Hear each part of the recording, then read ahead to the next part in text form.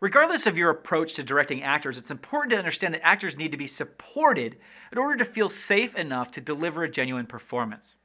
In the last movie, I mentioned how I'm more of the soft, sensitive type, especially with actors, and even more especially with less experienced actors, or child actors.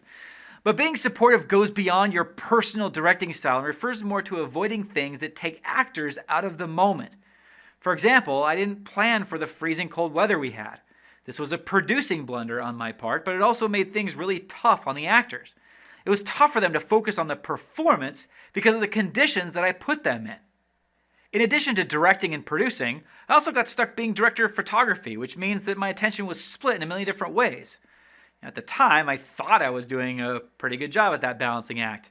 But after talking to cast and crew later on, it turns out I didn't do as well as I thought I did. Well, see, that's the problem, is that you need to be with the actors and but we also need your, approval on camera setup. And I felt like yesterday, it was like back and forth, and it takes twice as much time. Do you remember feeling at that time that I was kind of like split and fragmented? Like, could you sense that then? I had a little bit of sense that you had 5,000 things going on in your head at one time. And by being distracted, I wasn't as supportive emotionally as I should have been.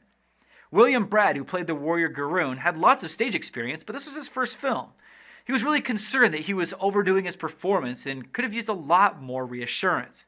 But I loved his performance. There were just other big problems happening at the same time. So I kind of left him emotionally hanging, and I regret that. Yeah. Was I getting too hammy? I can't see what I'm doing. No. You're good. Okay. You're good. Sorry. We'll tell you. I mean, we're keeping you posted on what's going on. Okay. You're doing great.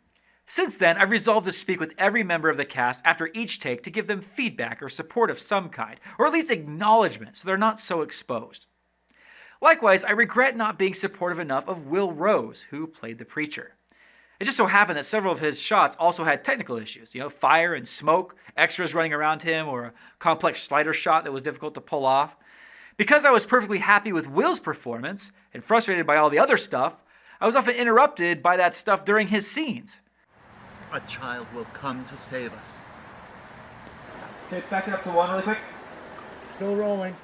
I didn't think I was being disrespectful at the time, but I've since done more acting myself, and I realized just how exposed actors feel when they perform a take. Now, I think we did some things well. When slating tight shots next to actors' faces, we did something called soft sticks, which is where we slate more gently, which is less jarring for the actors while they're getting ready to perform. 9 Delta, take 1, soft sticks. I also like to do longer continuous takes while the cameras keep rolling. I can give notes to the actors, and we just keep going without stopping. Hey, Ani, hello. Okay, do that again, keep rolling, and then go back to one. Usually the process of cutting the cameras initiates a really long period where people take breaks or make adjustments. Hair comes in, makeup, wardrobe, lights, cameras. People tweak all these things, and then the shot needs to be reslated, and that whole process takes a long time. And it's draining for the actors because they have to get back into character, get that energy up all over again. But when you keep rolling, they don't have those breaks, so they're usually still more in the moment. It's usually easier on them and tends to yield greater energy in their performance. Why would you hide? Keep rolling, and then we'll back up to one. I hope that you learn from my blunders and my tips and find your own ways to support your cast. Affirm your actors, even if they're doing great and there are bigger problems.